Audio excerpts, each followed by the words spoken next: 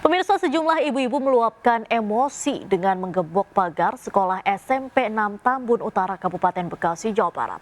Mereka menduga hasil seleksi tidak berpihak pada warga sekitar sehingga putra-putri mereka gagal diterima di sekolah tersebut.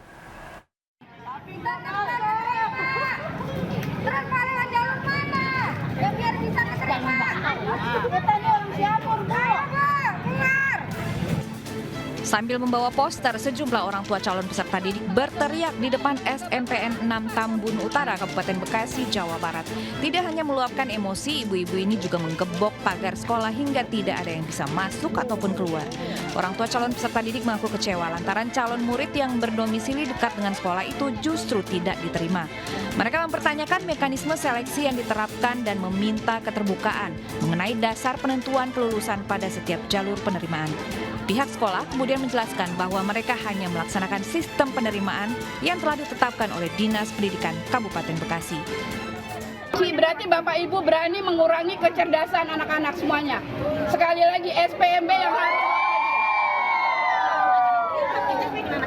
semuanya kepengen saya terima, Bu. Ya. Pada saat Bapak Ibu nangis, jangankan Bu RW, panggil Bu RW sini ke depan, Bu RW. Kami semuanya ingin menerima. Setelah berdiskusi, calon wali murid sepakat untuk membuka kembali gerbang dan proses belajar kembali berjalan normal. Dari Kabupaten Bekasi, Jawa Barat, Ahmad Jauhari, iNews melaporkan. Pemirsa, belasan lapak kayu valet di Kedung Waringin, Kabupaten Bekasi, Jawa Barat terbakar. Sedikitnya 3 mobil yang terparkir ludes dilalap api.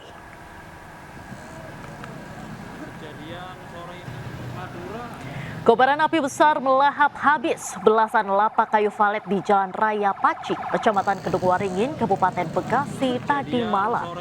Banyaknya kayu mudah terbakar membuat kebakaran cepat membesar. Sempat terdengar ledakan keras diduga berasal dari mesin kompresor yang ikut terbakar. Puluhan unit damkar dikerahkan untuk memadamkan api. Akibat kebakaran, arus lalu lintas dari arah Bekasi ke Karawang serta sebaliknya macet hingga puluhan kilometer. Ratusan pengendara putar balik karena takut tersambar kobaran api.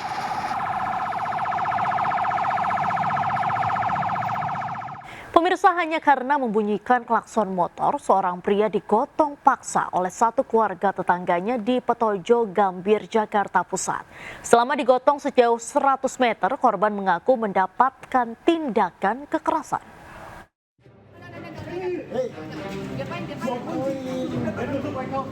Pria warga Jalan Petojo, Gambir, Jakarta Pusat digotong paksa sejauh 100 meter oleh satu keluarga tetangganya. Meski meronta, tapi kondisi 1 lawan 5 orang membuat korban tak berdaya. Peristiwa berawal saat korban Ardi Cahyadi tengah memanaskan sepeda motor di depan rumah sebelum mengantarkan istri belanja. Korban membunyikan klakson sebagai isyarat agar istrinya cepat keluar rumah.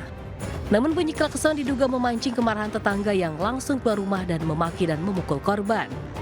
Berbekal CCTV, Ardi dan istrinya telah melaporkan peristiwa ini ke polisi, namun belum ada tindak lanjut.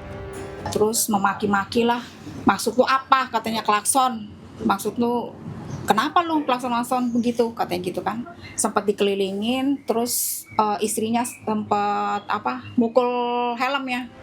Polsek Metro Gambir menyatakan proses hukum dugaan penganiayaan ini masih berlanjut dan tidak dihentikan. Polisi masih memeriksa sejumlah saksi.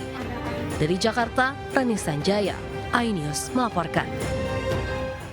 Seorang pemuda ditangkap warga Kebayoran Baru, Jakarta usai menabrak kendaraan yang sedang terparkir. Pria tersebut hilang kendali karena berkendara dalam kondisi mabuk. Fotoin buat BP ini ya, orang banyak ya. Saksi ya, semua ya. Warga yang sedang bersantai di Taman Gajah Dharma Wangsa, Jakarta Selatan dikejutkan dengan sebuah motor yang tiba-tiba menabrak motor-motor yang sedang terparkir. Tak butuh waktu lama, pengendara motor ditangkap warga dan ternyata pemuda tersebut ditemukan dalam kondisi mabuk. Warga bersama polisi kemudian menggeledah tas pemuda itu. Di dalamnya ditemukan 2 buah senjata tajam serta 1 paket narkoba jenis sabu. Pemuda tersebut akhirnya dibawa ke Polres Metro Jakarta Selatan untuk proses lebih lanjut. Dari Jakarta Selatan, Helmi Sajangbati, iNews melaporkan. Sementara itu pemirsa, di kawasan perkantoran SCBD Kebayoran Baru Jakarta Selatan, sebuah mobil listrik tiba-tiba nyelonong dan menabrak kaca gedung hingga hancur Rabu pagi. Sopir mobil diduga belum mahir mengemudi hingga salah injak pedal. Seharusnya injak rem, malah dia menginjak gas. Akibat peristiwa ini, pemilik kendaraan harus membayar ganti rugi ke pengelola gedung dengan nominal yang tentunya tak sedikit. Pemirsa, sejumlah ibu-ibu meluapkan emosi dengan menggebok pagar sekolah SMP 6 Tambun Utara Kabupaten Bekasi, Jawa Barat. Mereka menduga hasil seleksi tidak berpihak pada warga sekitar sehingga putra-putri mereka gagal diterima di sekolah tersebut.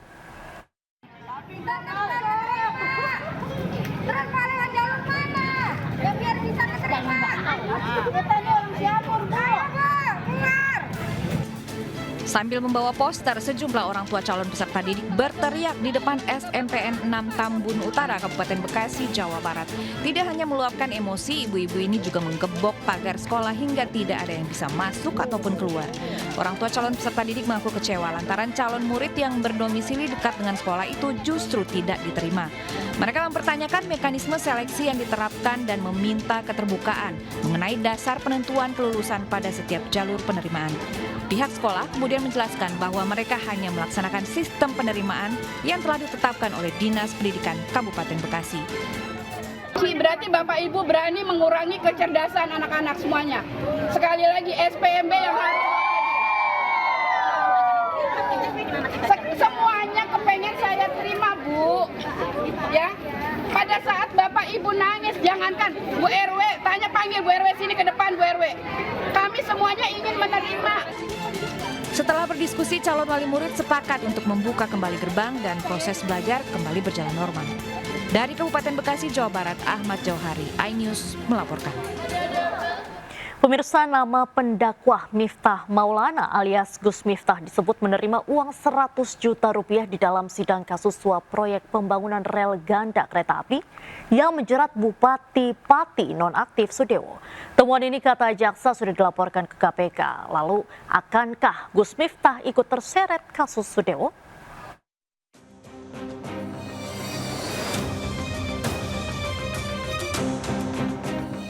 Pendakwah Miftah Maulana terseret perkara suap proyek pembangunan rel ganda kereta api di Jawa Tengah yang menjerat Bupati Pati nonaktif Sudewo. Dalam sidang di Pengadilan Tipikor Semarang, jaksa menyebut ada pengakuan saksi sekaligus terpidana Deki Martin yang mengaku menyerahkan uang 100 juta rupiah kepada Miftah Maulana. Jaksa menyatakan akan melaporkan temuan itu ke pihak KPK. Jika ada bukti permulaan yang cukup, KPK memungkinkan akan memeriksa Miftah Maulana. Uang-uang itu beredar sampai jauh. Salah satunya kepada Gus Miftah. Senilai kurang lebih berapa tadi? 100 juta ya? 100 juta rupiah. Semoga itu jadi catatan kita semua bahwa uangnya mengalir sampai jauh. Terkait tindakan apa yang kami lakukan, kami belum bisa memutuskan hari ini, kami akan lapor ke pimpinan. Demikian yang bisa kami sampaikan. Terima kasih. Sementara itu dalam sidang, Bupati Pati nonaktif Sudewo membantah ia menerima suap 700 juta rupiah terkait proyek pembangunan rel ganda.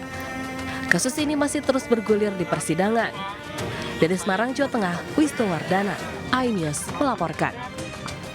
Pemirsa, publik harus buka mata lebar-lebar mengawasi kasus korupsi yang menjerat mantan Jampitsus Kejaksaan Agung Febri Adriansyah. 3 surat perintah penyidikan atau sprindik yang baru diterbitkan Kejagung, status Febri berubah dari tersangka, kini hanya sebatas saksi.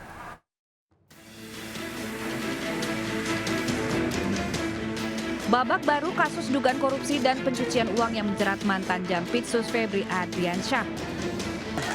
Setelah Polri melimpahkan penanganan perkara Febri ke Kejaksaan Agung, maka lembaga di bawah ST Burhanuddin itu kini punya kendali penuh atas kasus Febri Adriansyah. Yang terbaru, Kejaksaan Agung menerbitkan 3 surat perintah penyidikan, yaitu kasus korupsi dan pencucian uang di PT Krakatau Steel, korupsi batubara PLN, dan perkara korupsi PT Asabri. Meski sprindik telah terbit, Kejaksaan Agung menyatakan status Febri masih menjadi saksi dengan alasan belum memeriksa Febri, juga masih mendalami berkas perkara dan barang bukti. Kita akan mengecek dulu nanti dari barang-barang bukti dari berita acara pemeriksaan yang berasal dari rekan-rekan penyidik Polri, termasuk barang buktinya, termasuk kita akan kita pelajari kelengkapan Polri materinya nanti di situ. nanti bisa terbit. Nasib Febri Adriansyah di tangan Kejaksaan Agung Korps yang dulu menaunginya semasa menjadi Jampitsus telah memunculkan kekhawatiran publik soal transparansi penanganan perkara. KPK ikut turun tangan untuk melakukan pengawasan atas 3 kasus korupsi besar yang menjerat Febri Adriansyah. Tim Liputan iNews melaporkan. Pemirsa, petugas gabungan mendatangi sebuah lapo di Duri Kosambi, Jakarta karena diduga kuat masih menjual daging anjing. Dari lokasi, petugas menemukan sisa-sisa potongan hewan yang sudah dilarang jadi menu makanan oleh Pemprov DKI Jakarta.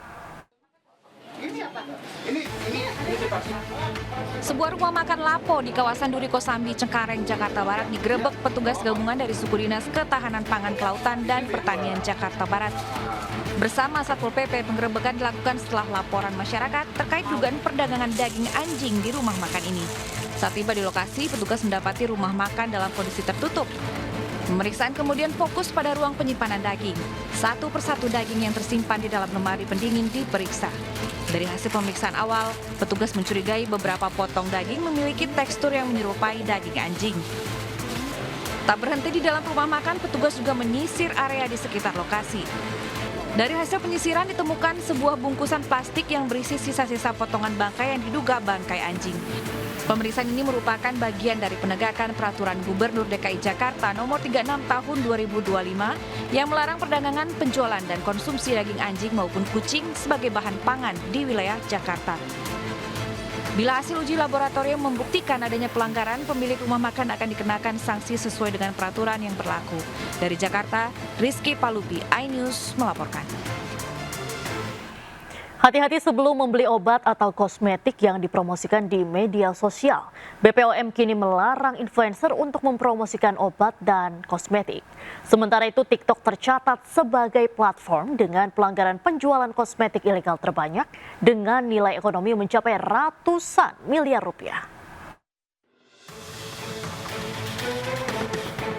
Pernah tergoda untuk beli obat atau produk kecantikan karena rekomendasi influencer di media sosial? Kebiasaan ini kini mendapat sorotan serius dari Badan Pengawas Obat dan Makanan. BPOM menerbitkan Peraturan Nomor 7 Tahun 2026 tentang promosi dan iklan obat. Aturan ini melarang influencer atau tokoh masyarakat untuk mempromosikan obat.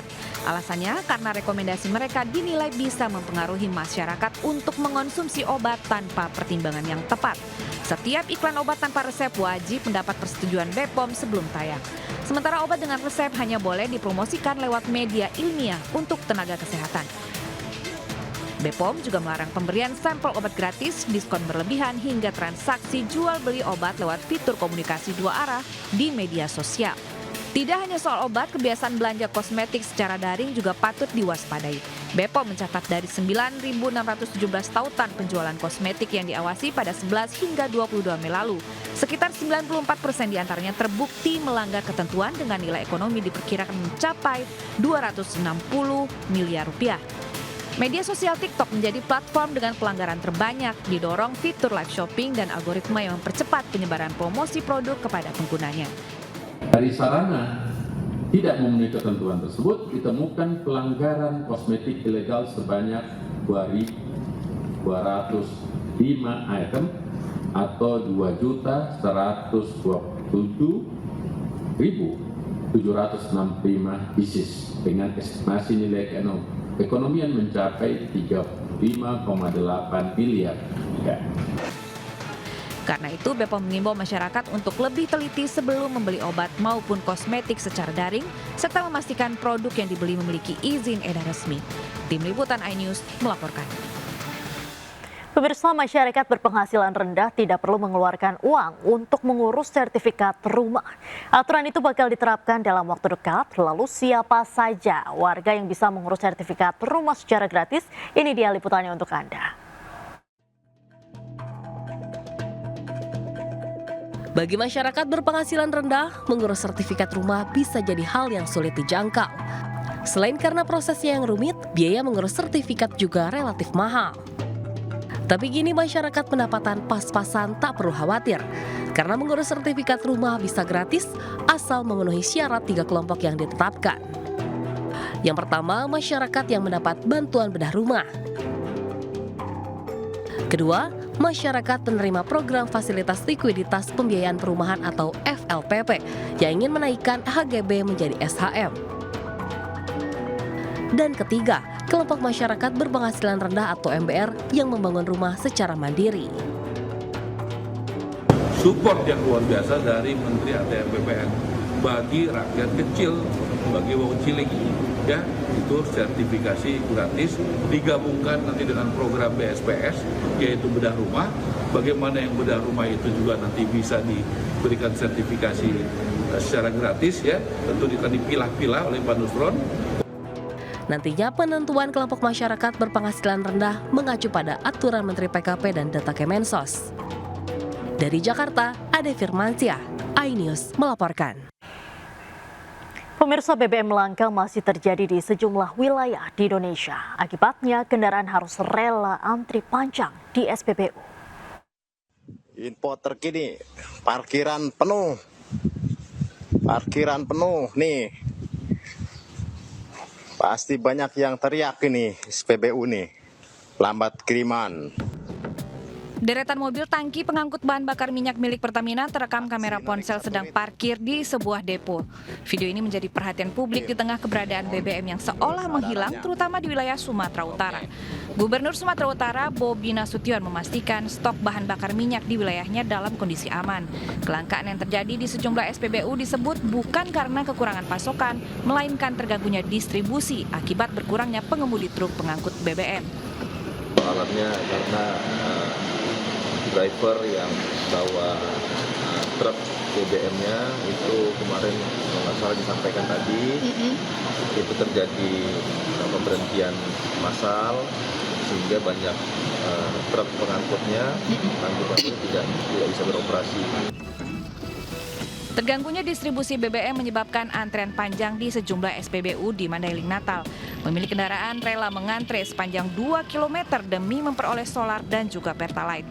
Kelangkaan BBM di wilayah mereka sudah berlangsung sejak 3 pekan terakhir. Dari Medan dan Mandailing Natal, Aminur Rasid, Ahmad Hussein, iNews melaporkan. Pemirsa, diduga tak bisa berenang, 3 bocah tenggelam di kolam bekas galian di kawasan perumahan Puri Raya Residence, Kabupaten Karawang, Jawa Barat. Nahas 2 anak ditemukan meninggal dunia, sementara 1 anak lainnya selamat. Warga berupaya menyelamatkan 3 bocah yang tenggelam di sebuah kolam bekas galian di perumahan Puri Raya, Pasir Jengkol, Majalaya, Kabupaten Karawang, Jawa Barat. Seorang bocah perempuan 8 tahun berhasil dievakuasi dalam kondisi selamat. Sementara 2 bocah laki-laki berusia 7 dan 5 tahun berhasil ditemukan, namun nyawanya tak tertolong.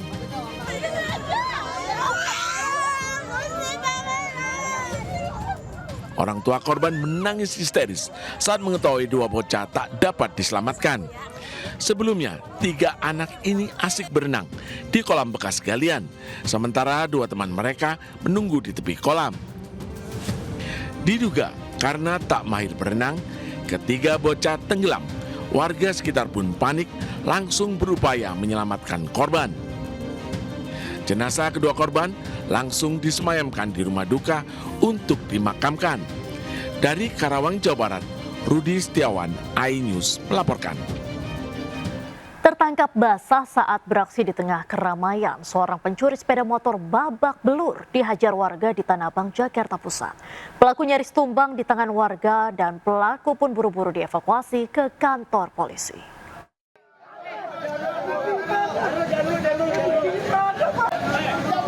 Seorang pria terduga pencurian sepeda motor ini tidak berdaya dikeroyok warga Tanah Abang, Jakarta. Warga yang geram dengan aksi kejahatan pelaku terus melayangkan pukulan dan tendangan. Aksi nekat pelaku berinisial FA dan rekannya yang berhasil kabur dilakukan di lokasi yang masih ramai warga sedang beraktivitas.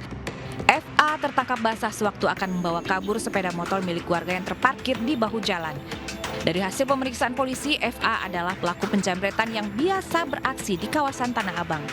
Pelaku akhirnya berhasil diamankan aparat dan dibawa ke Polsek Metro Tanah Abang. Dari Jakarta, Rani Sanjaya, iNews melaporkan. Modus kejahatan kerap terjadi di keramaian pemirsa. Di sebuah kafe kawasan MH Tamrin, Jakarta, seorang pengunjung menjadi korban pencurian modus geser tas. Dan informasi tadi sekaligus menutup seputar iNews hari ini. Saya Diandra Mukni dan seluruh kru yang bertugas pamit undur diri. Terima kasih dan sampai jumpa.